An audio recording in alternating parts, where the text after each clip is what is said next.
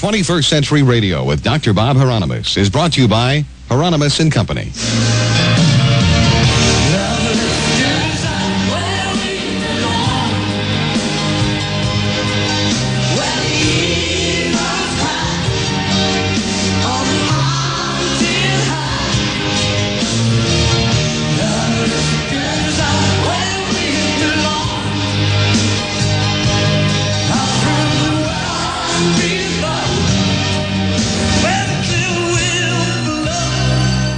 Greetings, brothers and sisters, and all the spiritual hierarchies and deities. This is 21st Century Radio, reminding you that we are people from the planet Earth. We are Earth people, and welcome back to award-winning 21st Century Radio's Hieronymus and Company. I'm Dr. Bob Hieronymus, half of Hieronymus and Company. The other half is Zoe Hieronymus, host of the #1 Zoe Show, Monday through Friday, 9 to 12. Our executive producer and research assistant is Laura Kortner. Our engineer is Robin London Dean. Well, debates are generally a waste of time because those involved are interested in winning regardless of what it takes to do it. However, there are times when they can work, and we hope that tonight's attempt is one of those times. We focus tonight on the Billy Meier UFO photographs because very recently an important book was released that examines the Billy Meier photographs and concludes they were hoaxed. It's called The Billy Meier Story, Spaceships of the Pleiades by Kal Korff and published by Prometheus Books. Phone number 1-800-853-7545. Now, Prometheus Books is owned by Paul Kurtz, who is not one of my favorite people for many reasons, because it was Paul Kurtz, James Randi, and Phil Klass, in fact, who were at the very center of Psychop's Skeptical Inquirer scandal in the late 70s. Kurtz publishes both James Randi's and Phil Klass's books, and Dennis Rollins, the co-founder of Psychop, revealed Psychop's errors in astrological search and stated, quote, in 1975 and 1976, it was just a dumb, arrogant mistake by only 3 Psychop fellows. In 1977, it was their BS report, deliberate deception, and cover-up. The next year, 1978, brought Kurtz's attempts first to bribe me and then secretly to eject me, end quote. Now, Paul Kurtz has yet to admit publicly that Psychop failed their first and only investigation or to publish an apology for their deliberate deception. Kurtz indeed has a vested interest in what Psychop does is not science. Psychop is committed to perpetuating a position, not to determining the truth. But just because Kal Korff's book is published by a renowned debunker doesn't mean that Kal Korff is a debunker. As a matter of fact, I'm inclined to believe that he seeks the truth. And although the way he went about collecting his information was not totally above board, the research in this book claiming Billy Meier's photos are hoaxed should be answered. And before we begin the debate, I will admit that I am biased on this subject. I know that the evidence for the existence of UFOs is overwhelming, with over 30,000 pages of formerly secret information legally extracted from the CIA, FBI, NSA, NASA, U.S. Army, Air Force, and Navy through the Freedom of Information Act, proving beyond a shadow of a doubt that our government has consciously concealed credible UFO sightings, visual and radar, since the late 1940s. There's no doubt that the UFOs are real, but just because UFOs exist doesn't mean that all the Billy Meier photographs are real. My bias is, for the most part, going to keep me from commenting on our guests' answers tonight. Both debaters, Jim Dilettoso and Kal Korff, were faxed all our questions before tonight's debate, so there are no tricks and no surprises. Each debater will be given the same amount of time to answer each question. There will be a warning bell that sounds like this. 15 seconds before their time runs out. And please remember this: ridicule and personal attacks are frequently the strategy of choice when a substantive case cannot be made. Politicians and groups like PsyCop, as in the case of Phil Klass and James Randi, are famous for this technique. It's a technique to waste time when you have no real answers. Now, to introduce our debaters, Kal Korff is president and CEO of Total Research, a think tank dedicated to studying humankind's most enduring mysteries and phenomena. He is also a popular author and lecturer on topics ranging from UFOs and space exploration to political and social issues, and has appeared in the newspapers, on radio, and on such popular TV shows as CNN's Larry King Live and Fox Network's Encounters. Korff is former computer senior systems analyst at Lawrence Livermore National Laboratory and is a former member of the Claris Corporation's hypercard development team. He is the author of The Billy Meier Story, Prometheus Books, phone number 1-800-853-7545, and he believes many of the Billy Meier photographs can be proven to be hoaxes. Now, on the other side of the question, we have Jim Dilettoso, who is founder and president of Village Labs. Mr. Dilettoso developed the first mathematically based methodology for automatically colorizing black and white movies. Other work includes the integration of multimedia systems, computers, audio-video graphic systems, simulations, broadcast systems, digital music systems, and supercomputer to microcomputer interfaces. He has appeared on Unsolved Mysteries and Sightings, Fox TV, as a computer analysis expert. Jim is also well known for his computer visual work with NASA and the Moody Blues. Now, Jim is one of the chief scientific investigators of the Billy Meier photographs. His work can be found in the books UFO Contact from the Pleiades, a preliminary investigation report, and supplementary investigation report. More information on these books can be obtained by contacting Genesis 3 at phone number 520-955-8034. Jim Dilettoso believes most of the photographs of Billy Meier are genuine. Now, a useful introduction to the Swiss Billy Meier case can be found on the inside flap of Kal Korff's spaceships of the Pleiades. It reads, quote, "Since January 28, 1975, Edward Billy Meier has been at the center of an intense international controversy both within the UFO community of supporters and between believers and skeptics. Meier contends that he is in direct personal contact with aliens from the star cluster Pleiades. He claims to have flown aboard the Pleiadian spacecraft with his alien contact Semyazi, visiting other worlds. To support these claims, he has produced thousands of pages of contact notes, along with photographs, film footage, and Pleiadian rock and metal samples," end quote. Now, the first question we posed tonight was raised by both Korff and Dilettoso, that is, challenges to each other's credibility.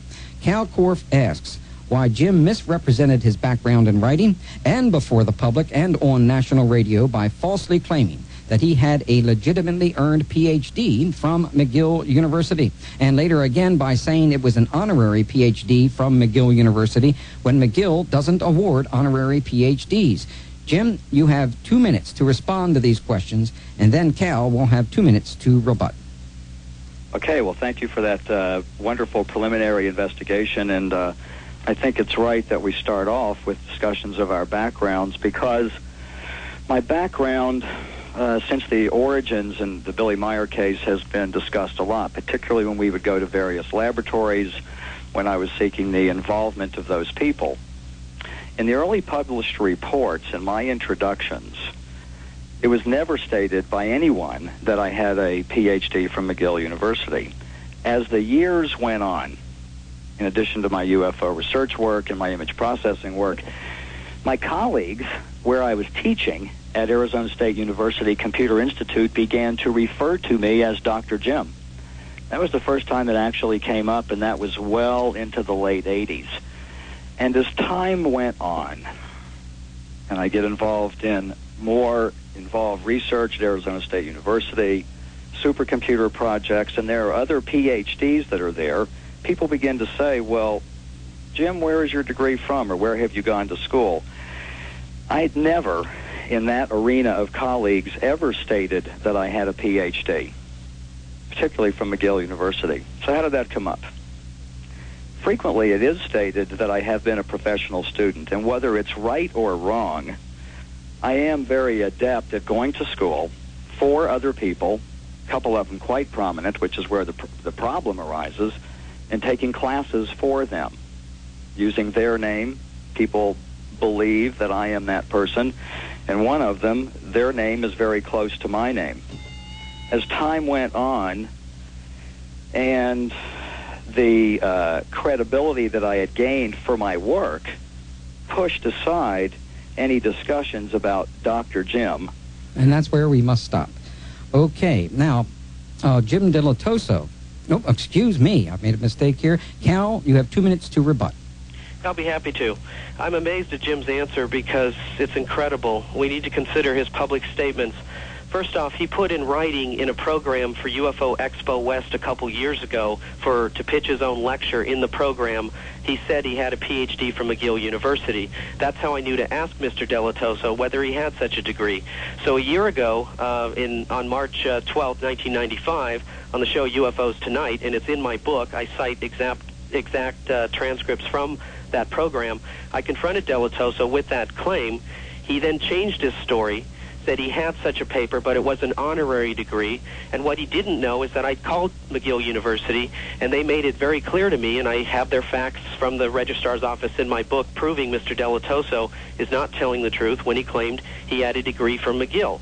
And he's apparently forgotten that he's gone on record many times saying it, and I've got those tape recordings. A lot of people heard that shows.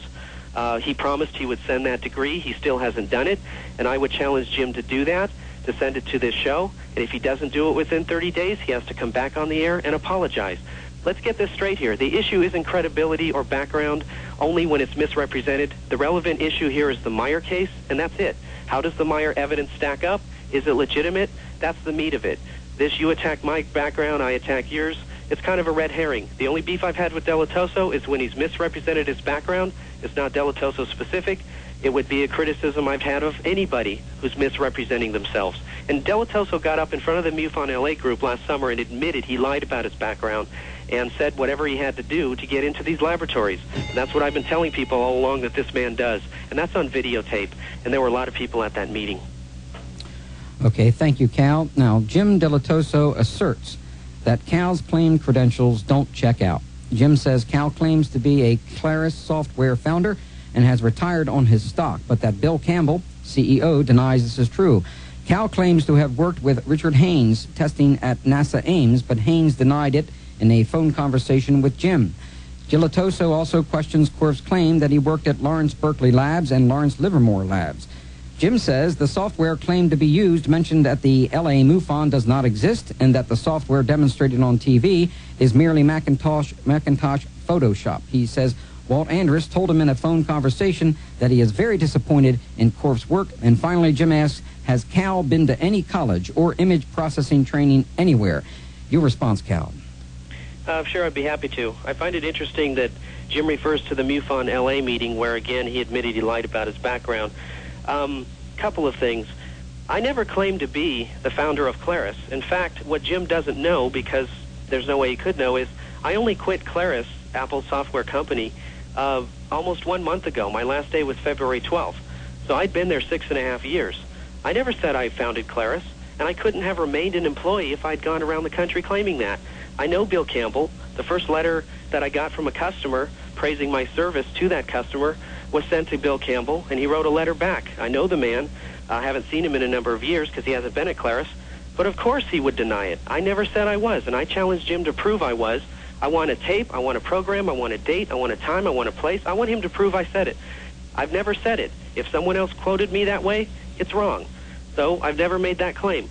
I never made the claim either that I worked with Dr. Richard Haynes at NASA Ames.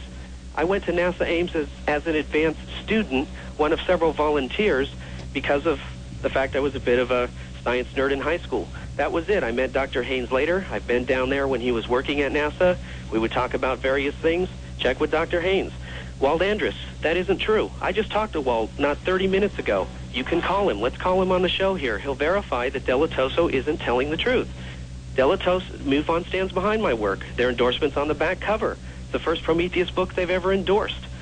The thing speaks for itself. Let's call Walt. If not, Dilettoso's got to apologize. And I don't know what he means about special treatment from the USSR.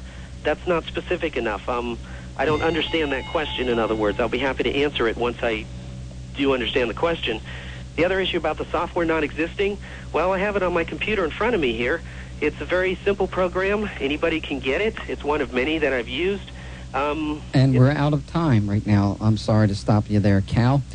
Jim, it's time for you. You have 2 minutes to rebut. Okay, well, initially when we were seeing Kal Korff's papers going back a number of years ago, we thought that it was possible that he had turned up something that we had overlooked, or the number of people we had gone to had overlooked. So we gave some legitimacy to what he had been doing. As time went on, though, and these claims that he was making, whether he was attacking me or attacking another person, began not to make sense to us, that there was a legitimate investigation going on, we began looking into his background and collecting videotapes of lectures that he had given. In a videotape that we have, he claims to have retired on his stock as one of the founders of Claris. We also have on a videotape that he claims that he was at Billy Meier's place with Tina Layton during the fall of the USSR, and that the American CIA gave him a special briefing. We have this on videotape. Now, these kind of things don't make sense. That a noted UFO investigator like Mr. Korff would be continually probing into every little fragment of my background, in fact, setting me up regularly, like the McGill affair or like the Reed affair years ago, and then any provocation into looking into his background meets with these responses that he makes that we have to prove it. Well, we can prove it. We have it on videotape. Shouldn't lecture about things and say things that you don't want people to go look into, because that's what you do with us. Okay, well, friends, we need to take a break here. But when we return, we will begin the debate over the validity of the Billy Meier photographs.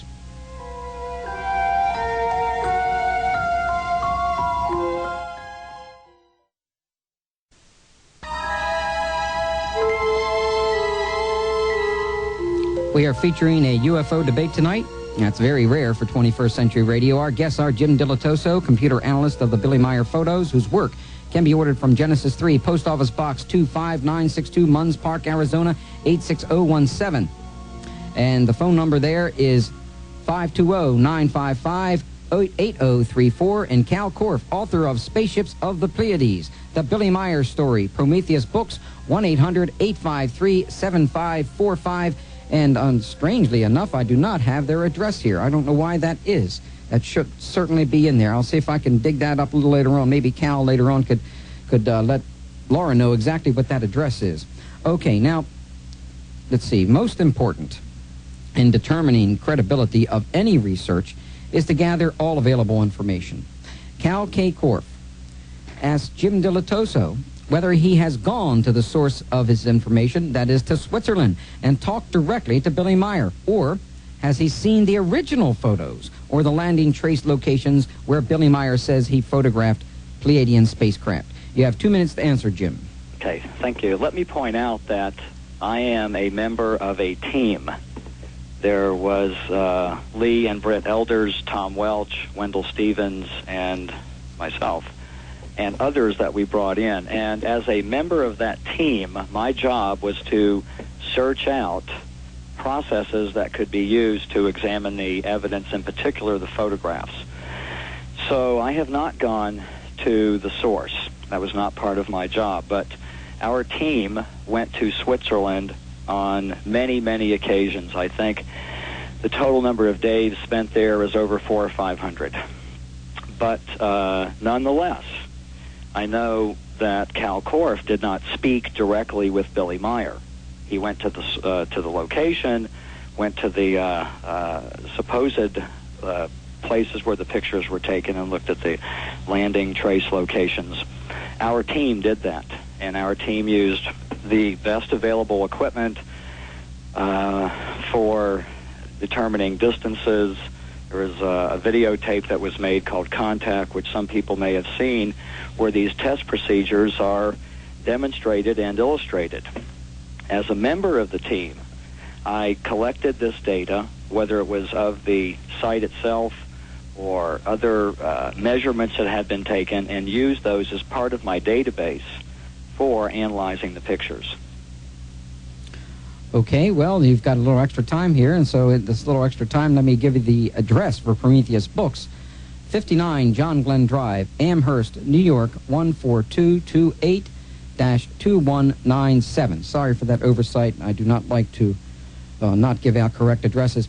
Okay, now, your turn to rebut, Cal. Sorry. Yes. The main difference between my book on the Meier case, and it's not an anti-UFO book, by the way, it's a pro-UFO book, meaning I state very clearly in my conclusion the UFOs are worthy of scientific study, but we have to be careful what methods we use to study any reports. My book on the Meier case is the only book with footnotes. It's the only book with an index. It's the only book with over 100, has 118-odd photos and illustrations, most of which contain material never published before. I went to the source and got primary evidence that Billy Meier gave a lot of people before, during, and after the time that Wendell Stevens and Dilettoso and company even knew he existed.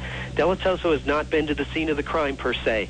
He is in no position to comment or independently check whatever his team came back with, because if he's the main photo analyst, he should have been over there. And if Dilettoso had saved only $50 a month for the 20 years this case has been going on, he'd have had $12,000 by now and could have gone over there and settled a lot of these issues. He has not refuted a single thing in my book. If you look at the photos are in there, they speak for themselves. I went to the locations where Meier took his photos. When you go to a lot of them and find out the real locations, not the mislabeled ones that his team came back with, you can see just by going there that these cannot be photos of large spaceships. And this hand-waving is fine, but Jim is not refuting the specific claims in my book. And all the photos are in there, and I go over them piece by piece, and I called it as I saw it. Unfortunately, the case is a hoax. Now that we know that, let's go on so we can study more interesting cases and try to figure out what's going on in the UFO subject. Okay. As we move into the realm of actually studying the Billy Meier photos, it's important to note that the original negatives are not available. And because of this, there are problems in the quality of the photographs, and indeed even questions about what are the actual photographs that Billy Meier took. Jim Dilettoso wants Kal Korff to tell us where he obtained the photos that he analyzed in his book, Spaceships of the Pleiades. Cal, you have 2 minutes to respond. Well, I'm amazed that Jim would ask this question, because I told him at that MUFON LA group where he admitted about lying about his background exactly where I got the photos. It's in my book as well, and those photos are in my book. And these are photos, by the way, that Jim doesn't acknowledge, nor does any Meier supporter. These are photos of dinosaurs, God's eye, other cosmic wonders that Meier says he photographed, like the planet Venus, various aliens and things which aren't aliens. It's all the stuff that they don't want you to know about. I got this stuff from Billy Meier himself, from the standpoint that Meier gave this material to all kinds of people in Switzerland that were his neighbors. One of his closest friends at the time was Hans Jakob. Jakob was Billy Meier's official chronicler, or documenter, if you will, of the photo archives.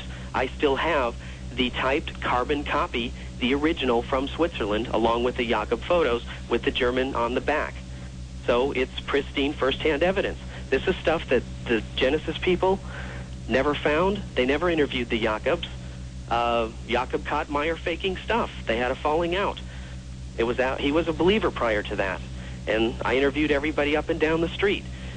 They all knew Meier. I got a lot of material. So I went to the source too, including going undercover at the Meier compound to learn what I could. Because if I had gone over there as Kal Korff, they would not have let me in the compound. And they told me that, you know, they made it very clear they didn't like me. So I went undercover, used a fake name to get the truth, to compare what they were saying with what this original Meier stuff that was still left untouched. Because after the Hans Jakob passed away, his family gave me all the material.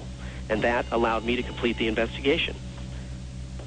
Okay, Jim, you have 2 minutes to... Hans Jakob, as Cal just said, is deceased. And the photographs that he had were given to Cal by some of his family members. Now, Billy and his group and others always claimed that any of the activities with this man were fictitious, that he indeed himself created the models and brought them over to Billy's house so that at that time they could attempt to create a little story to tell other people what had actually happened to Billy.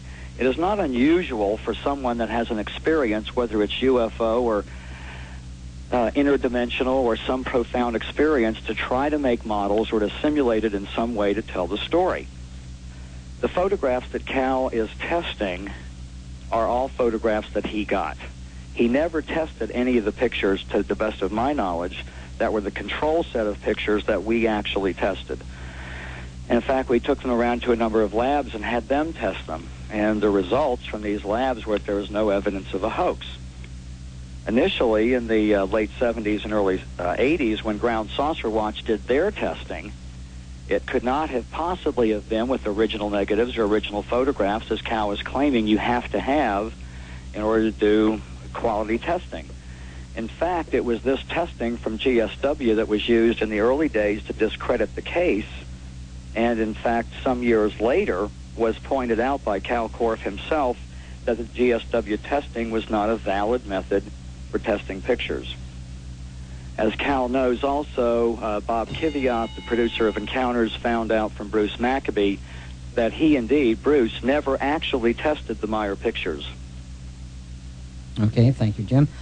Now, the unavailability of the original negatives causes big problems for accurate appraisal when testing the photographs for hoaxing. I would like to know where the original photos are, that is, and especially the negatives, and what kind of tests were run on the original Meier photographs and by whom. Now, Jim has noted that the experts they used all agreed to secrecy and signed confidentiality agreements, which explains why they made no affirmative comments to people like Kal Korff. My question is, Jim, couldn't those confidentiality agreements be waived now so that we can know who these experts were and what they found? You have 3 minutes to address this issue, Jim. Well, the original photographs, if they still exist, would be owned by Billy Meier and possibly some of the people in his group. The photographs, the control group, as we call them, the original 4 that we tested, were made in Switzerland by Wendell Stevens and Billy Meier, going to a facility and making 4 by 5 inch laser copies of the original photographs that Billy walked to the lab with Wendell Stevens. Those were the photographs that we used for testing.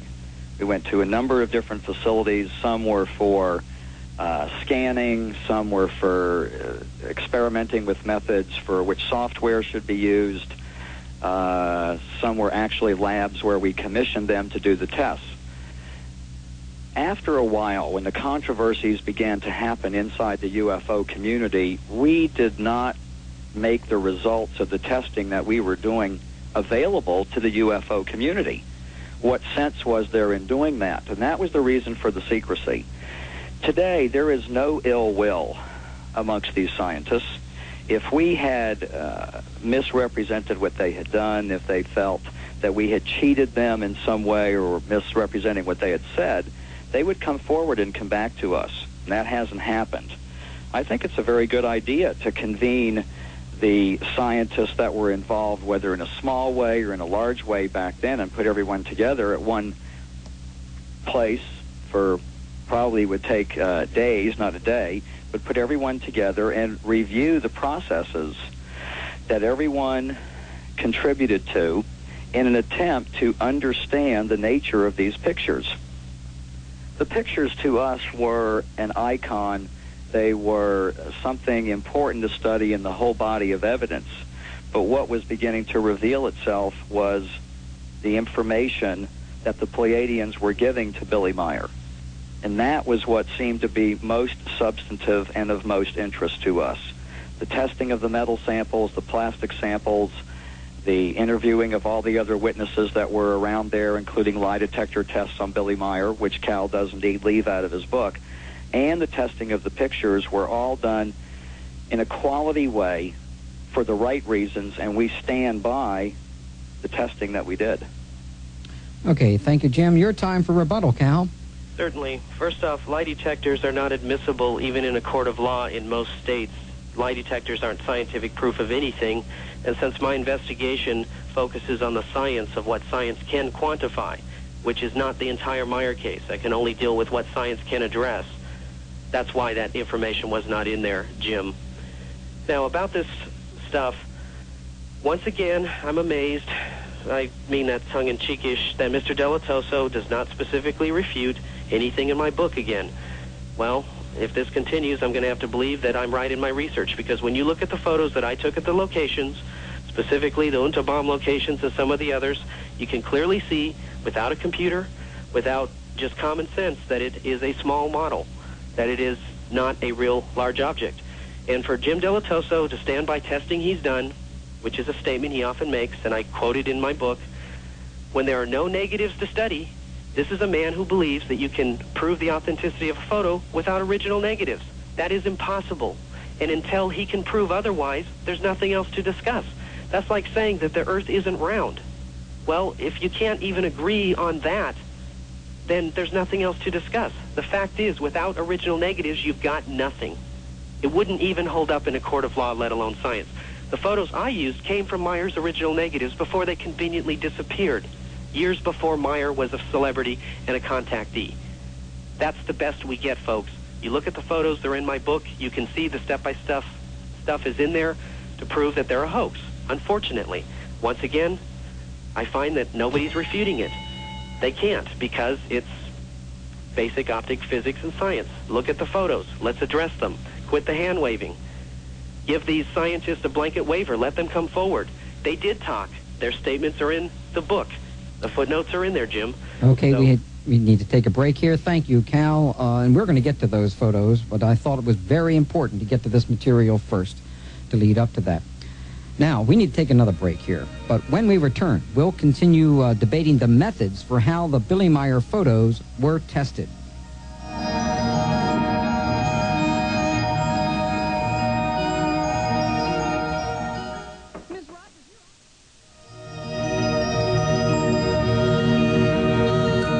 We are featuring a UFO debate tonight. Our guests are Jim Dilettoso, computer analyst of the Billy Meier photos, whose work can be ordered from Genesis 3, phone number 520-955-8034, and Kal Korff, author of Spaceships of the Pleiades, the Billy Meier story. That's Prometheus Books, phone number 1-800-853-7545. Okay, this question is to Jim. Jim, these photos were taken by Billy Meier, who has one arm. Oops, I skipped one. My mistake. I am terribly sorry. We had Cal's rebuttal. No, I didn't skip one. I did not skip one. She's right again. It's a good thing I have an executive producer. My apologies. To Cal, in Chapter 3 of Spaceships of the Pleiades, you tell us from your perspective that Genesis 3's analysis of the Meier UFO photographs concluded from various research groups, the De Anza systems in San Jose, California, in particular Ken Dinwiddie, Neil Davis, a design technology physicist, Eric Eliason, computer processing expert, special effects expert Wale Gentleman, and Dr. Michael Malin, computer imaging expert, and Dr. Robert Nathan's analysis from Jet Propulsion Laboratory in Pasadena, California. What did they conclude? You have 3 minutes, Cal. Certainly, thank you. Well, again, these scientists found no evidence of a hoax, but to say that they found no evidence of a hoax by itself with no other statement is misleading, because without original negatives, even if they find no evidence of a hoax, it doesn't mean anything. And this is what I object to when you have these statements, no evidence of a hoax, being misused in a marketing sense to hype the Meier case. Well, I do have the statements from the scientists in Chapter 3 of my book, and the footnotes are there to verify where they said what they said. And statements by Dr. Michael Malin, he's very blunt. He says, the problem he had with the Meier photos is that he never had any original negatives. He asked for that material, wanted the actual stuff that went through the camera, had made that request of Jim Dilettoso, ironically, perhaps others, I don't know. I just know of Dilettoso. And for whatever reason, I'm not blaming Jim Dilettoso, the material was never furnished. So he said, without original negatives, there's really nothing you can say. So it doesn't really matter that he found no evidence of a hoax. It's a red herring. What I found most shocking, though, was blatant misrepresentation. For example, I found the technician who did the computer enhancements that are featured in the computer analysis section of the Meier books, where they supposedly verify the photos. That technician said that they did not do an analysis, and that Jim Dilettoso asked them to digitally paint in the photo the mountaintop so that it appeared as if the spaceship, the bottom of the ship, was reflecting the top of the mountain. Now, when somebody asks you to digitally go ahead and paint that in, and then they say they're demonstrating your equipment, and then they leave, and that person never contacts the company again, and then later these photos get published in the book with the claim that the object is reflecting the mountaintop below, therefore it proves it's a large distant object, well, I'm sorry. I sat down with that engineer, showed him the Genesis book. He said this is made-up stuff. These photos have no bearing to the captions. And I went through each photo. They're reproduced in my book. His testimony is verbatim. And either Dienza Systems and the manager and the engineer are lying, or Jim Dilettoso's not telling the truth. I can't say what. I can only report what they told me, that this is made-up stuff. It doesn't fit. And if you look at some of those conclusions, it is made-up stuff. You look at the drawings, as I show in my book. Some of them are pieces of art passed off as science. And I have arrows pointing to those pieces of artwork. So that is fraud, folks. It is misrepresentation. And if they didn't dress up the Meier evidence this way, I don't think they'd sell as many books. All I do is report what the engineer told me, what the company told me, sat them down with the Genesis book, and they said, this is fraud. And I have their quotes in there. Okay, the first bell ringing was inaccurate, and that's the reason why we didn't stop Cal. Okay, Jim, thank you, Cal. Okay, well, I find it hard to believe that these people at Dienza would even use the terms fraud. Subsequently, I did go back to Dienza. In fact, I bought a Dienza 6400 computer and used it for a number of years with advanced software on it, which came from that company. In our book, when I say our, I am not financially involved, nor was I ever involved in Genesis or have any financial involvement in the profits or expenses or anything from the Meier case. So let me read what it says. In addition, our thanks go to Dienza Systems, Inc., manufacturers of the remarkable state-of-the-art computer graphics system, which we use to better illustrate some of the test procedures. Period. That is all it says.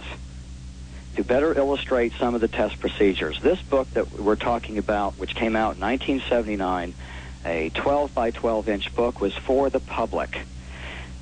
The limited number of pages that are in there devoted to science were to give people a top-down view, as best we could do it, to have people understand the science procedures that were involved. And yes, I admit that things were mixed together, but the purposes here were to tell a story, to have people understand things when reading this in their homes. We have a litany of key scientists that we went to. We would be foolish to have gone to reputable companies like this if our plan was to create a hoax. I mean, come on now. We're a little bit smarter than that. Our purposes were to find the best people that we could, to get a fragment here and a piece there, to develop a procedure, because as Cal knows and others at MUFON know, we discovered, Wendell Stevens and I discovered, when we went to the facility, Spatial Data, that did the testing. Sorry, we're out of time. We're out of time. Sorry, Jim. Now, to Jim, these photos were taken by Billy Meier, who has one arm. He used an Olympus model 35mm ECR camera with a 42mm lens that was jammed at, quote, maybe a 32nd of an inch short of the infinity setting. What does this mean to the kinds of photos Billy Meier can take? You have 2 minutes. Well, at the onset, what it means is that things that are closer than, let's say, 30 to 40 feet are not going to be in focus, because things towards infinity is what the camera is adjusted for focus. So, if we have small objects, or any object that is near the camera, inside of that 30-foot distance, it's not going to be in focus. What we find when we do a close-up examination of the edges of hills and trees and the objects is that they are similarly in focus. Now, there's a lot involved in testing pictures. We've been doing image processing and image analysis as a career. It's what our company does. We've been doing it for a long time. And in the application of these software packages, we can tell with much more examination than Kal Korff uses how far away objects are and how large they are. Not always exactly how large they are, We're not trying to prove that they are alien spacecraft. We are trying to determine whether there is evidence of a hoax or whether they're big. Or if they are a hoax, how were they done? And what happens with this camera is that if indeed it was always stuck at that, I can't say that perhaps if Billy purposefully jammed it for some reason, that's why it's like that. But just take it at face value that the lens is stuck at that we're going to get photographs that are only in focus if they are larger than a model and are some distance away from the camera. And there are other aspects. Thank you, Jim. We got to stop you here because we're going to run out of time if we don't. Cal, from your perspective, what do these kind of limitations to Billy Meier's camera pose? Well, ironically, it was the limitations of the camera that allowed me to figure out that the photos are hoaxes because, contrary to what Meier and his proponents are claiming, and by the way, Jim, just so you know, the reason the camera stuck is because Meier says he dropped it years ago. That's something Wendell said many years ago. The fact is the focus did change a lot on the photos, and as we start to go into them shortly, it proves that Meier's camera was capable of changing lens settings and aperture settings almost at will. And you can only know that, Jim, if you go to the actual locations, which, again, you've never done. And I'd like to correct something Mr. Dilettoso said, and this is provable by calling any camera shop in the country. The infinity setting, 1/32 of an inch, simply means that any object located between 5 and 6 feet or over 50 feet away will more or less be in perfect focus. It does mean that objects close to the camera should be out of focus, but it also means that distant trees in the background should always be in focus because he's several yards away. It's certainly more than 50 feet. And as you'll see as we examine photos shortly in the Meier case, you have background trees out of focus. The object is in focus. Cameras don't work that way. Yet Billy Meier claims this is his lens setting, and you can use that to prove he's not telling the truth. Once again, Dilettoso doesn't address this issue. None of the pro-Meier people do. I flag it in my book because no matter who is making such a ridiculous claim, it simply isn't true, and you can double-check it. You don't need sophisticated equipment. You just need a camera. Set it to the same lens setting yourself, like I explained in my book. Use a car or a motorhome. Back away the same distance. Try the settings yourself. And you can't replicate any of Meier's images because they weren't created the way he says they were. And that's the fact. And again, I find it amazing that none of the pro-Meier people address the specifics. They make grandstand statements, but they don't get into specific refutation. Why? Well, thank you, Cal. We got to stop you there. Next hour, we're going to begin to examine the photographic evidence of Billy Meier, and there is a great deal of it.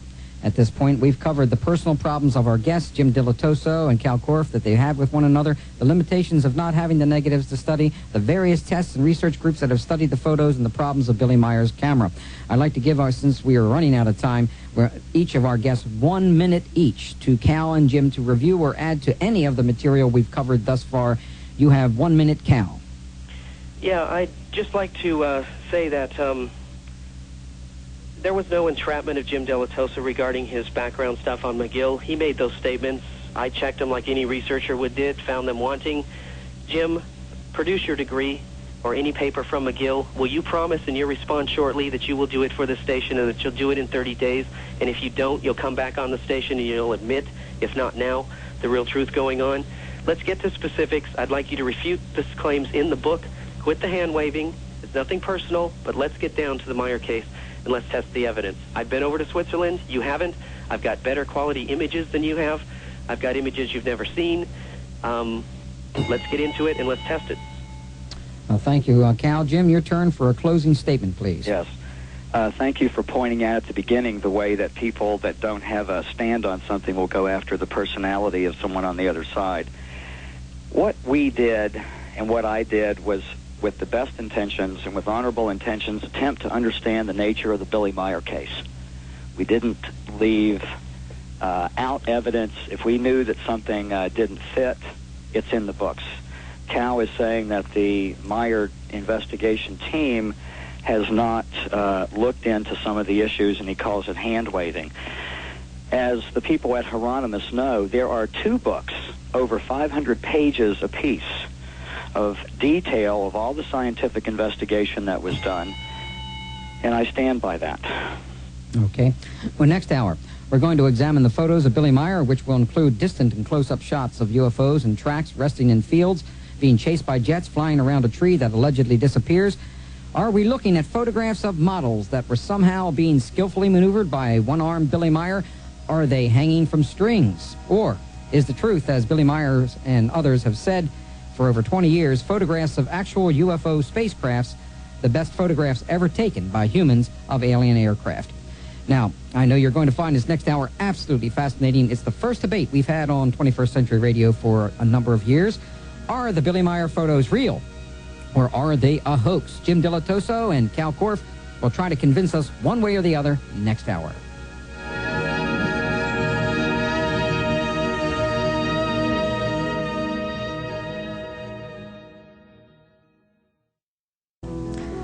Well, we're in our second hour of debate over the UFO photos of Billy Meier. Are they real? Or, as we used to say, are they Memorex? Joining us are two well-seasoned opponents on the case, Jim Dilettoso, who says the photos can be verified, and Kal Korff, who says the photos he's analyzed are hoaxed. You can find Dilettoso's research in Wendell Stevens' books, UFO Contact from the Pleiades, a preliminary investigation report and supplementary investigation, which you can order by calling 520-955-8034.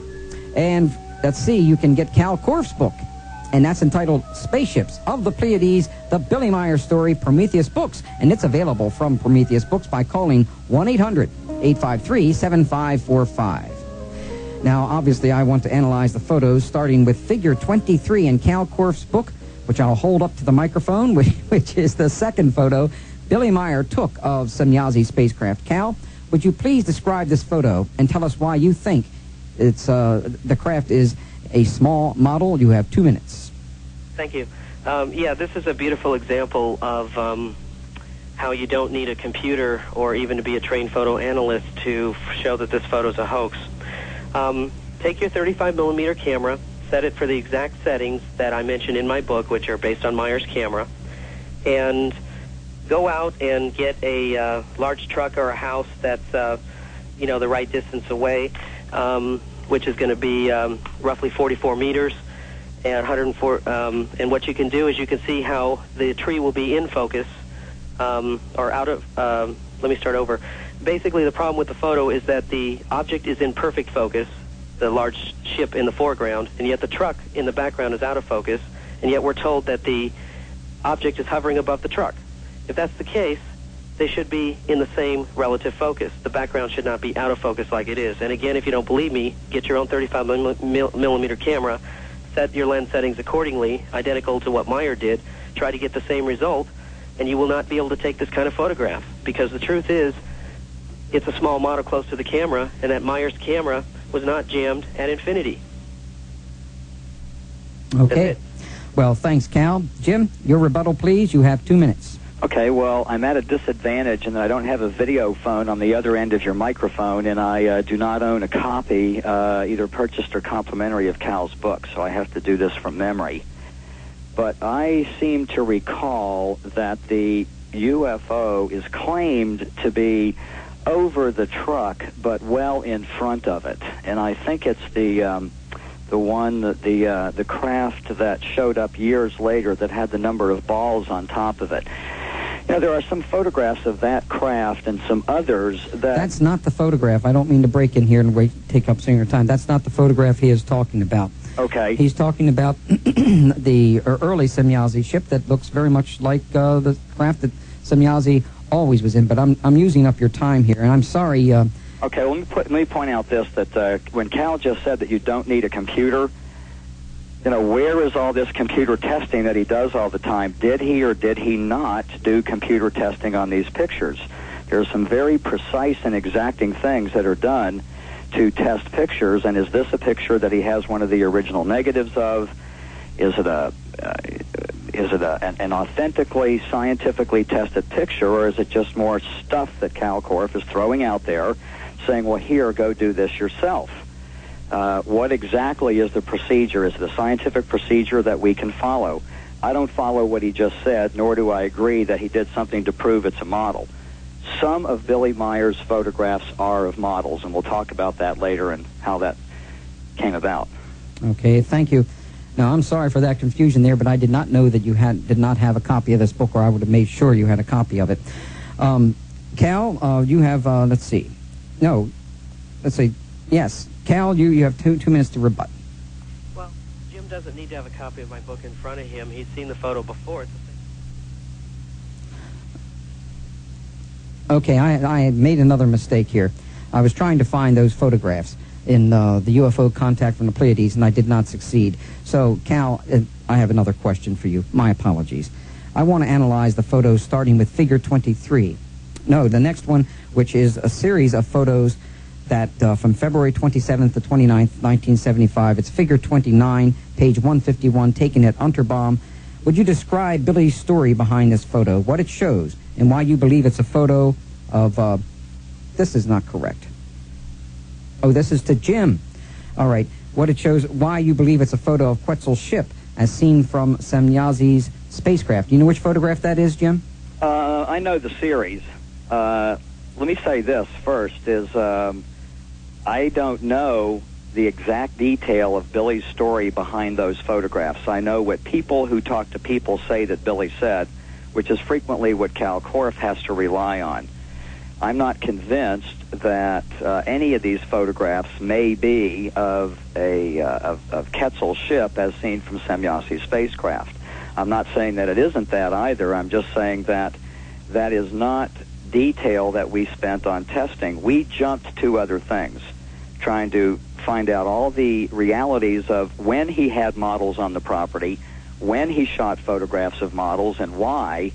And some of the photographs that some people have said were photographs of Quetzal's ship, I think are models, and that they are significantly different than other photographs that prove out to be actually large objects. And Billy Meier has never denied photographing models. In fact, it's in one of the early investigation books. We have a whole section related to showing the photographs of the models and how they were done and testing and comparing them to the other pictures. It's no secret. We're not trying to cover up the fact that Billy had models on the property. This may or may not be part of that series. I just haven't tested them. Okay, Jim. Cal, you have 2 minutes to take this question where you want, because you basically, well, you call this the smoking gun photo. Yeah, it is a smoking gun, and you can only figure that out if you go to Switzerland, which Jim has never done. This photo is in Wendell Stevens' published book, UFO Contact from the Pleiades, a Preliminary Investigation Report. It's in the book, Jim, the same book that your own pseudoscientific photo analysis papers material appears. It's in the same book, Jim, so I find it amazing that you don't know or claim that you suddenly don't know anything about the photo. According to Billy Meier, the object is flying roughly 1,000 feet in the air. I was very adamant in asking that question while undercover in Switzerland, double-checked the reference from Stevens in both his original manuscript and the published work. I went to that site, found the exact spot, held a model out in front of my hand as I show you in the book, and it's identical to Meier's photo. It's a small hill that's 20 foot in the air. It is not big enough to hold a ship that is supposedly 7 meters in diameter, and you can't know that by going unless you go there. And speaking of that, if you try to find the location, they mislabel it as Jakensburg-Allenberg, where the real location is Unterbaum. And in the latest Meier books published by Michael Hesseman, they mislabel the location because if you go to the real location, you can see just by going there, there's no room to land a spaceship. And this is, again, something that these guys don't address. I show you in my book with the footnotes so you can check. Mine's the only Meier book with footnotes, so it doesn't matter how many pages are in the other Meier books. You can't double-check their data. You go to the location, you can see it's a small object, and I show you those photos step by step in my book. Okay, thank you, Cal. Now, we're going to take a break here. When we return, we're going to examine some more photos of landed UFOs, and in particular, well, we'll get to that when we come back. I don't want to waste any more time.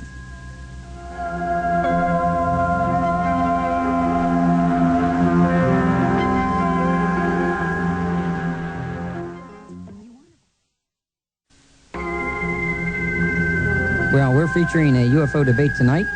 Our guests are Kal Korff, author of Spaceships of the Pleiades, the Billy Meier Story, Prometheus Books, phone number 1-800-853-7545, and Jim Dilettoso, computer analyst of the Billy Meier photos, whose work can be obtained by calling Genesis 3-520-955-8034. Okay, another crystal clear photo taken by Billy Meier shows a landed spacecraft taken at Unterbaum. This is figure 30, page 153. Kal Korff says it's a photo of a model. Jim, would you give us your perspective by describing what this landed UFO looks like, and why do you think it's an actual craft? Well, again, the vertical hold on my video phone is rolling, so I don't have the benefit of seeing the picture, but let me say this. Kal Korff thinks it's a photo of a model, and he acquired it from his source. It very well could be a photo of a model. I think doing tit for tat here about whether something is a photograph of a model or not, and whether that proves that the Billy Meier case in toto is a hoax, is a ludicrous position to take. We have published works about Billy taking photographs of models, people coming over to his house. In fact, for the documentary Contact, models were created, suspended on a monofilament line and photographed and then analyzed. So I don't have the photograph in front of me, but for this occasion, I'll give Mr. Korff the benefit of the doubt, and he very well may have a photograph of a model. Okay. Is that all you want to say? Yeah. Okay. Kal, you have 2 minutes to rebut that. Well, yeah, I'm, again, a little surprised at what I'm hearing, just because I've known Dilettoso off and on through our encounters over a number of years, and once again, I am surprised. I don't really care what Mr. Dilettoso thinks about it, whether he's seen the photo or not. The photo has been published by Wendell Stevens in Argosy UFO in March and May of 1977. Now, why I know this is because I'm very familiar with the case. It amazes me, again, that Dilettoso can't recall stuff that appears in the very book that his own works appear in. The photo is of a model, and here's how you can prove it. The object is supposed to be 7 meters in diameter. The background trees are out of focus. They are more than 50 feet away. The camera lens is jammed at infinity. The trees are out of focus. The UFO is in perfect focus. As I prove, I think, in my book, you can see that it's a model. Looks like it's made of 2 dinner plates with a cereal bowl inverted upside down, and it's just dressed up. But the fact that the trees are out of focus, the fact that the model is in focus, Billy Meier's camera doesn't work that way. Try getting a large ship, any device 7 meters in diameter. Try to take a photo just like his with the same camera settings. It is impossible. Once again, they need to address this issue, but they don't. And again, if you go to the location, you can see there's no room to land a spaceship there. And you can only know that by going to the location. But you can't find it unless you discover the real location, not the location these guys tell you where it was at, because they mislabel these sites where by going there it's obvious there's no room for any large spaceship. Okay, well, you still have a few more seconds. Is that right? No, we're up. Time is up, Kal. Thank you. Now, we've repeatedly mentioned models, Kal. How do you think these models were created? What kind of success did you have in creating models and shooting them to look like actual UFOs? Well, we used a variety of techniques that we came up with based on our analysis of the Meier photos, ironically. In other words, we didn't put the cart before the horse, okay? All I did is take some cereal bowls, some dinner plates, pour plastic on them upside down, spray paint them with silver paint. The material can be purchased right next to the bookstore where Meier has a very large account. It's a hobby store right there. It's been in existence since Meier's days as an early contactee. Took them out to the same locations, set the camera lens on my 35 millimeter just like Meier's, used video cameras as well as different lens settings. And we used helium balloons. And what you find out is that Meier used helium balloons. He used models on the ground. He used a variety of techniques. He didn't use any one method. It's just that over time, his methods became more sophisticated. Why? Because helium, for the first time ever, became available in Switzerland shortly after Meier started producing his UFO pictures. So his first pictures were tossed objects, like the one that Dilettoso doesn't seem to be able to recall, the very first photos of Semyazi's craft, which are provable hoaxes because the object's in focus, the truck that it's hovering above is out of focus, so that disproves the photo. But over time, they became more sophisticated, and how you simulate a plastic model to look like a metallic spacecraft is you spray paint the insides so that the sun shines through the plastic and bounces back out in a refractive and reflective way. And that's how the object can appear to be metallic when it is, in fact, made of plastic. So we can't nail precisely down the methods Meier used, but we were able to show that if you go to the locations with these models, you get the same results, and that the camera settings don't match as claimed by Meier, and you're able to, only if you go to those locations, and Dilettoso's never done that, you can easily show that the photos are, unfortunately, hoaxes. So you say they were tossed in the air. They were models that were tossed in the air. The very first ones. Later on, where there's several photos, that's when he used helium balloons or other supportive suspension devices. Well, we'll get to that a little later on because we got to stop you there so we don't lose time again this hour. Now, of course, just because you can make a model and photograph it to make it look like the real thing doesn't necessarily mean that this is the way Billy Meier did it. Jim, how can one be sure that Billy Meier wasn't using models? Well, we know he was involved with models. And as I said, in our first treatise called the Preliminary Investigation Report, published over 15 years ago, we pointed out in there the circumstances under which models were photographed at his property. But that's different than Billy attempting to perpetrate a hoax by himself, 2 people, 3 people. How many people does it take to create a scale model, take it out there, use a beam splitter, toss it into the air, take a photograph, and not have any of those people come forward and say that they were involved in the hoaxes? Now, what Kal is saying about how model photography is done is gobbledygook. I'm not exactly following it. I work in image processing, special effects, image analysis, and I'm not exactly following what he's saying. I wish that the terms he was using were a little more scientific than you can go out and do it yourself. There are filters that are used in animation in particular to create metallic surfaces and plastic surfaces, and those filters are what we use to determine whether the surface of something is paint, wood, metal, or plastic. And we know when something is a model, and we know when it's metallic. Some of these photographs that Billy Meier took are large metallic objects, and some are models. Well, in the seconds we got left over here, why did he create models? In an attempt to tell his story to other people. The fact that he is having photographic sessions is one thing. Contact with the pilots and their information is what to him is important. So he tells the story of the contacts so he can give the information that they give him.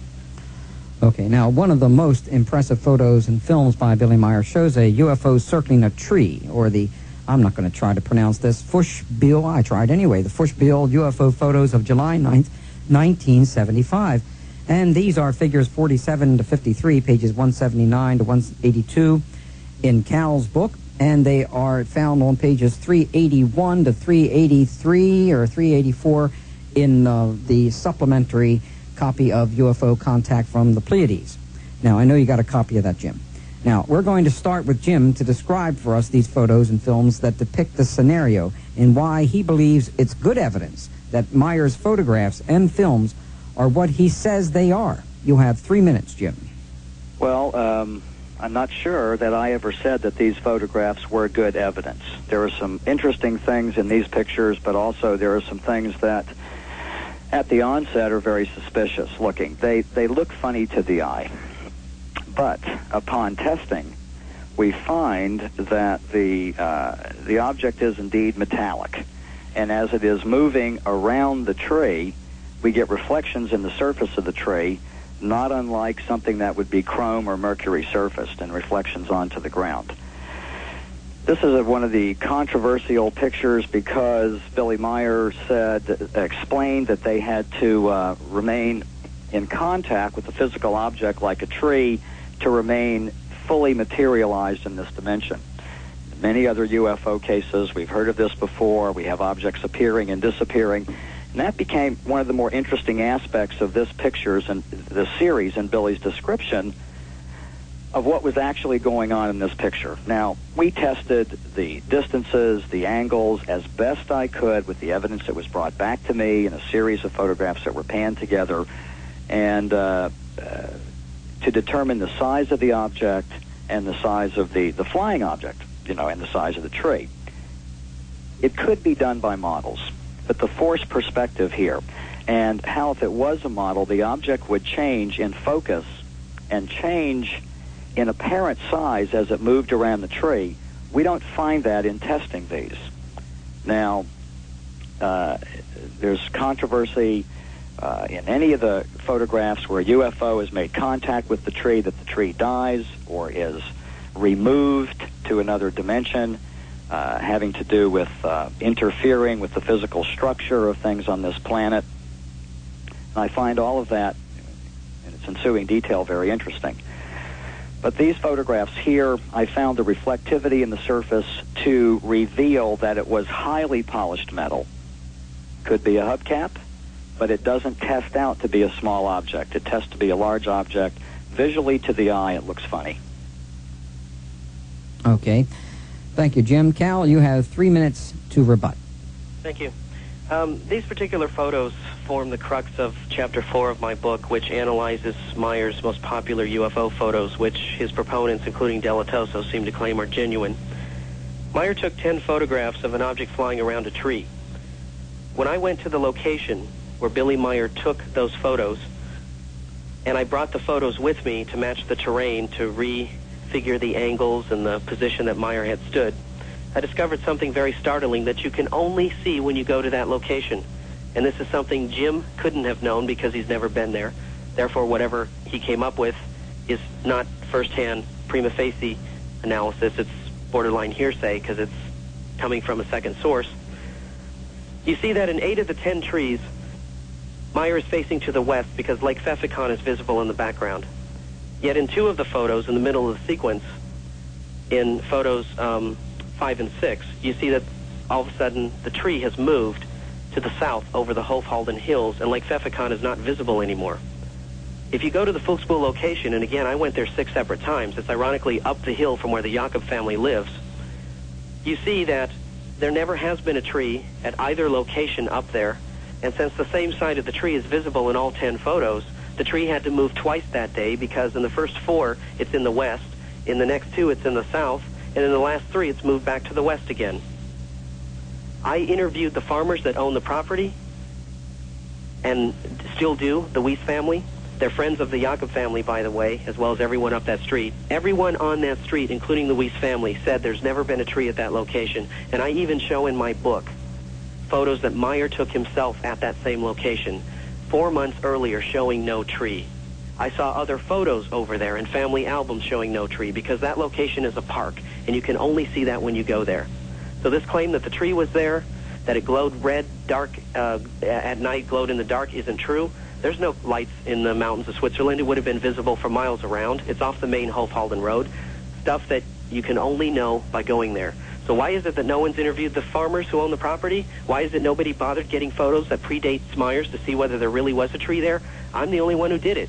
And I'm sorry to say once again, there's never been a tree there. I interview the farmers, they're quoted, and you see photos from Meier himself, which haven't appeared in the other Meier books because they hide this stuff, showing that there's never been a tree there, and that's why it's a hoax. Now, I don't profess to say how it was done. Could have been a montage, could have been a model, but the reality is the tree did not exist. Thank you, Cal. Well, friends, it looks like we're going to be gaining a couple more minutes. By the end of the show, we're going to be able to give our 2 guests an additional minute each to sum up. But right now, we need to take a break. But when we return, we will examine more of Billy Meier's photos that Kal Korff says are models hanging from strings, but Jim Dilettoso says are bona fide.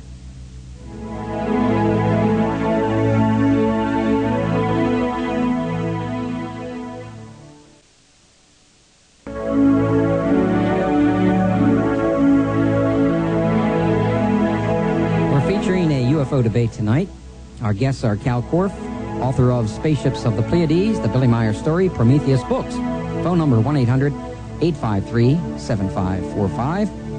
And Jim Dilettoso, computer analyst of the Billy Meier photos, whose books can be purchased from Genesis 3. They're not his books, of course. The phone number there is 520-955-8034. Well, on April 14th, 1976, photos numbered 244 to 256 were taken, depicting what Billy Meier said was a UFO behind a tree. In Kal Korff's book, they are figures 71 and 72 at page 205. In UFO Contact from the Pleiades, they are in the supplementary report, pages 437, 438 and 439. Kal, could you give us the circumstances of these photos, what they depict, and why you think they show a model on a string? You have 3 minutes.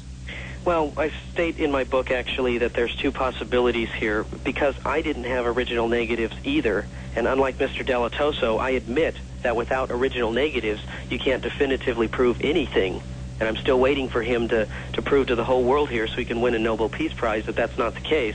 I state two things about the photos. Either it was a tethered model, or it might be some sort of montage, and I state that in the book, because again, without original negatives, I can only take it so far. What I found when I did basic enhancements of the photos, these were photos that predated any of the copies that the Genesis bunch got. They were superior in resolution than what they had, first generation copies, in other words. I also digitized other versions, every copy I could get a hold of, including control copies I bought from Meier's people. I found in a couple of the photos, only in a couple of them, I found suspicious linear structures. Now, just like in other Meier photos that I identify in my book, there's other photos where it shows one object or two or three objects. You find three structures, two structures, or one structure. The number of linear structures you find is equal to the number of supposed UFOs in the photo. That's quite a disturbing coincidence if they're not tethers. So what looks like a tether but can't be explained elsewise is showing up in the photos. But also it could be a montage, because when you enhance the photo, you can see that it is not behind the tree. It is in front of it. And if it is in front of the tree, and unlike the other photo case that Meier took, this tree did exist. It was a large tree. Then the fact that it's in front of it proves it's a small object. And if you take a object, a small model, dinner plate, suspend it in front of a tree, shoot it into the sun, into the horizon to help hide the tether supporting it, you will get a photo that, for all practical purposes, is identical to Billy Meier's.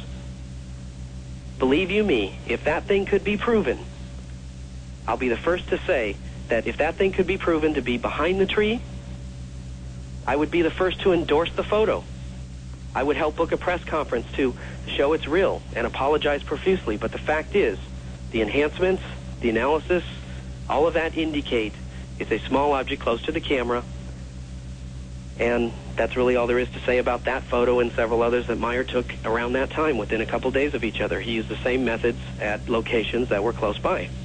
So you're convinced that that photo of the that ship, that, or what we're looking at, is actually in front of the tree, not behind the tree? Yes. That's very important. Yes. Okay, thank you, Kal. Yes, go ahead. Well, if it could be proven, not just claimed, but proven without original negatives that that's not the case, I'll be the first to stand in that line and endorse it. Okay. Thank you, Kal. Jim, you obviously disagree. Tell us why you think that Kal is wrong in his analysis. You have 3 minutes. Okay, well, hopefully the line starts here, or at least a small line.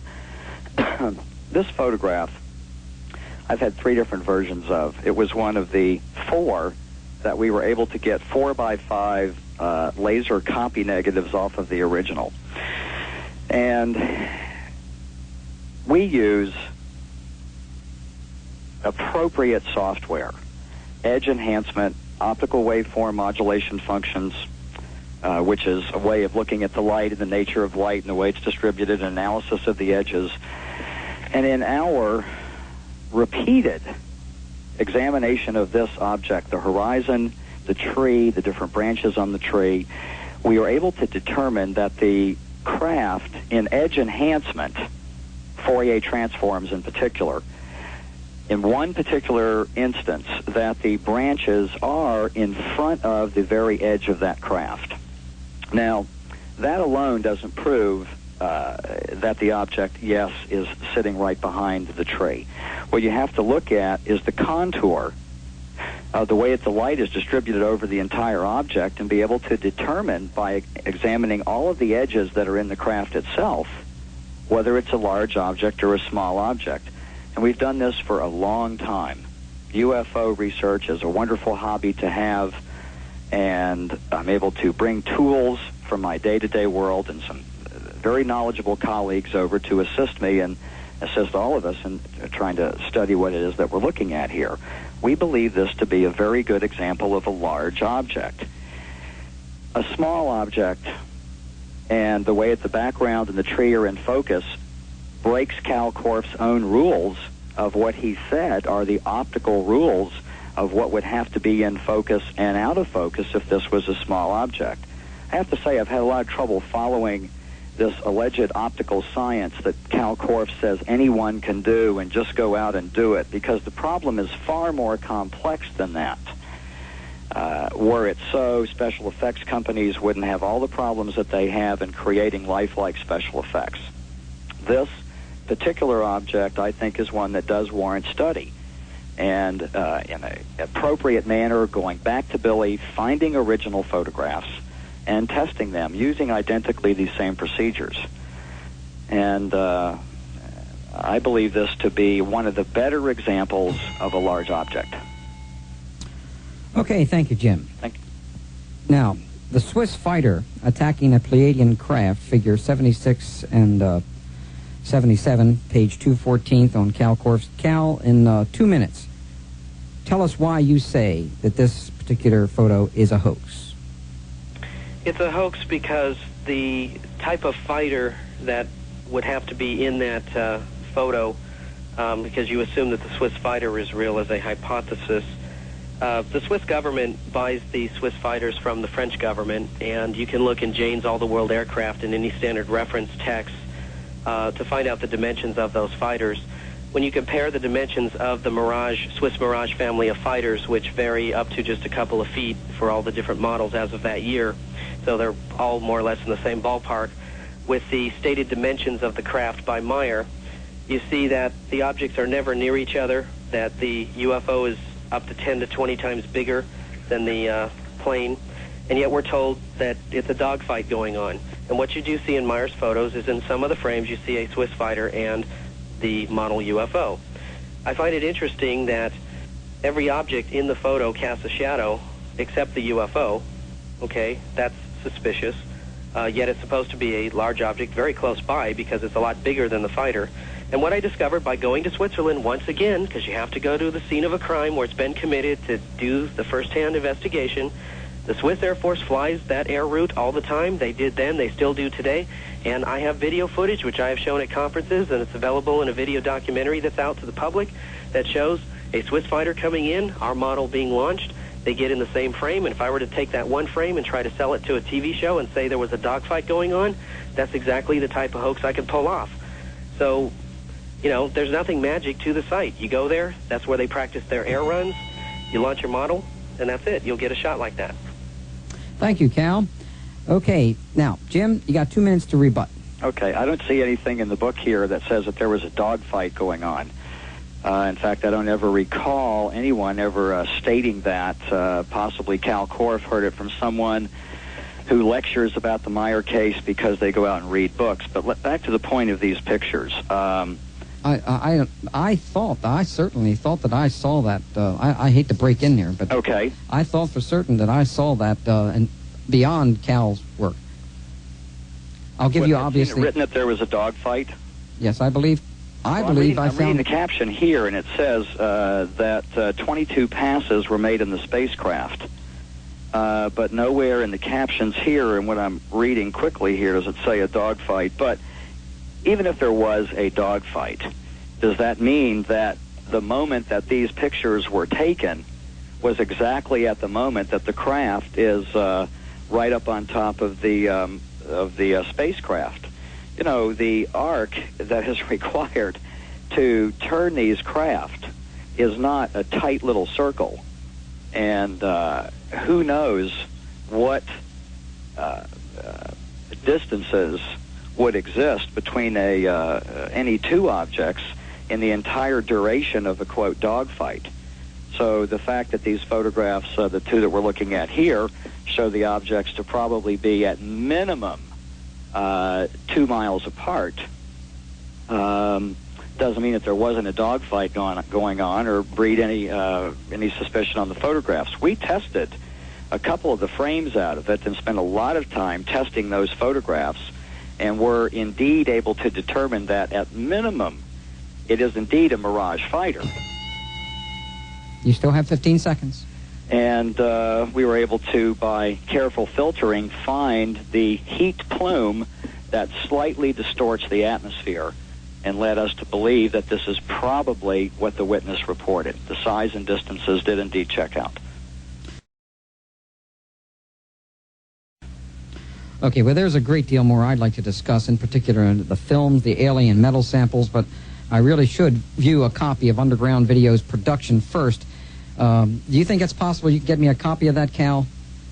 Yeah, except it's probably easier if you just ask Underground Video yourself. I mean, I okay, can that's fine. For you, but, you know, I don't understand why you just don't give him a call. Okay, we'll do that.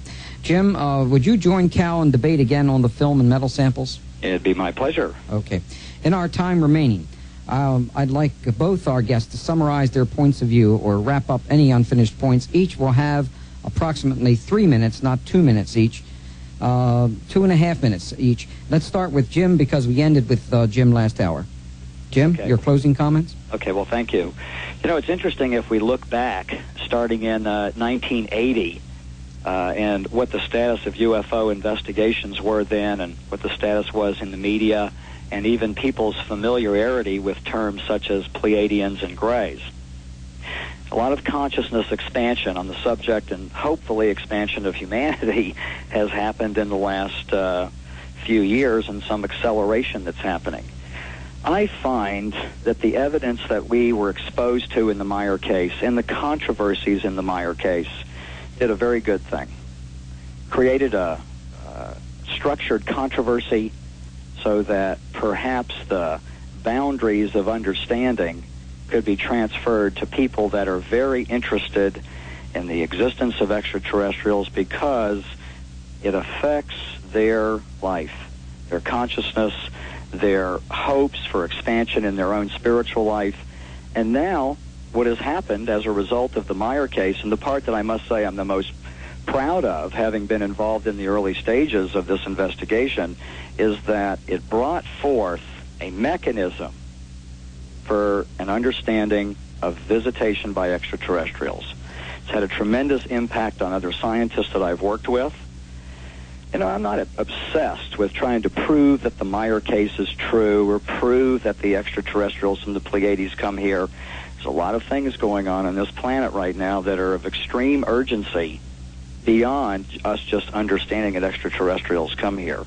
Inevitably, we have ourselves and our destiny and our own growth to deal with. And in all of this, I have to say that I'm thankful that at least the boundaries on one side can be set by Kal Korff, and in my overall view of all extraterrestrial visitation and human consciousness, inevitably, I'll know the truth. Thank you very much. Well, you're welcome. I'd like to strongly suggest you need to get a copy of this book, the Billy Meier story. You really do, Spaceships of the Pleiades, because, and for sure, you're going to be talking in the future with Cal, and it's going to be very important for you to have that. Okay, and we'll try to make sure you get a copy. Cal, you can wrap it up tonight. You have the last word. Thank you. My position on UFO research, what I'm about, what I think my book on the Meier case symbolizes, is the quest for the truth. We are at a crossroads in our species right now. If you look at our history about 100 years ago, we had these predictions that the world was ending, the kind of stuff you're starting to hear now. The year 2000 means a lot to a lot of people. And I believe if you look at the changes that have happened in this century, where we've gone from the horse-drawn carriage to men on the moon, to the czars, to the communist regimes in Russia, to supposedly no communists, we're in the process of redefining who we are as a species, and more importantly, where we're going in the next century. Because the fact remains that if we take into the next century some of the garbage and the baggage that has held us back in this century, I'm afraid that the next century will be our last one, and there's no excuse for that. We cannot afford to study any subject whose solution will only help us in an uncritical way. The ends does not justify the means. I'm horrified at the thought that the Meier case has done some good. Yes, it's made people think about UFOs, okay? But that's like saying the Watergate scandal was good because it got people thinking about how a president could abuse his power. That doesn't mean it was good. It was bad, and we need to learn the lessons from it. The last chapter of my book simply talks about the state of the UFO evidence, and it says we need to think critically here, folks, because when a publisher says a book is nonfiction and there's no footnotes or an index or any way to double-check that data, the consumer has faith in that publisher that they are being told the truth. And there are groups of people out there, unfortunately, who know that, take advantage of it, do not print the truth, boil the data, make it up, market it as truth to earn or make your money. And that is not right. That is fraud. That's consumer fraud. I'm all for figuring out what's behind the UFO phenomenon, if you will. I think the UFO phenomenon is a myriad of phenomena. But we must take each case on its basis. And I'm out there trying to separate the signal from the noise. That's why I spent money out of my own pocket from, in part, stock from Claris. Not as the founder of Claris, but as an employee. And went over there to try to find that truth. I didn't care what that truth was. I just wanted the truth. I was shocked probably more than anybody to find out that this man, Billy Meier, claims he's Jesus Christ reincarnated. They don't tell you that. But I know, but we, unfortunately, we're going to have to save that time for another debate. I want to thank both of you, excuse me, Kal and Jim, for joining us in the debate over the authenticity of Billy Meier photos, and I hope we can do part 2 in the coming months if you're both willing. And I must agree that footnotes and indexes are most important. I think that they're extremely important in research. Next week, Dr. Stephen Greer, founder of the Center for the Study of Extraterrestrial Intelligence, will rejoin us to discuss CSETI's close encounter of the fifth kind with ETs in Monterrey, Mexico in December of 1994. Dr. Greer will also review the progress of the Project Starlight Coalition, which is a voluntary association of researchers, scientists, world leaders, and concerned citizens who are dedicated to effecting a non-harmful disclosure of the UFO ETI issue in the near future. Thank you for joining us tonight.